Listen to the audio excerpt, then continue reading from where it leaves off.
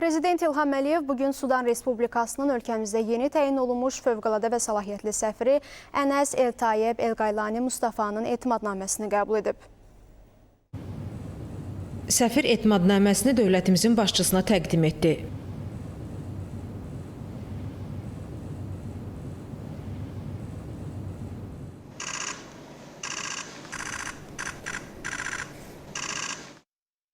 Prezident İlham Əliyev səfirlə söhbət etdi.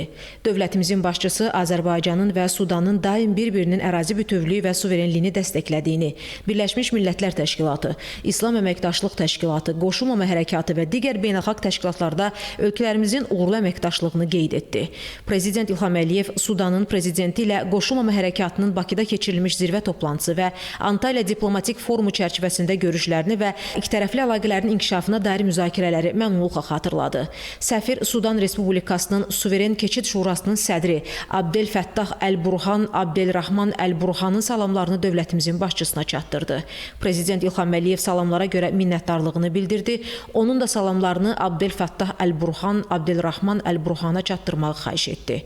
Səfir Azərbaycanın Sudanın ərazi bütövlüyü, suverenliyi və siyasi birliyinə göstərdiyi dəstəyinə görə minnətdarlığını bildirdi. İki ölkənin dövlət başçılarının tapşırıqlarına uyğun olaraq ikitərəfli əlaqələrin inkişaf etdirilməsi üçün Sudan tərəfindən işçi qrupunun yaradıldığını vurğuladı.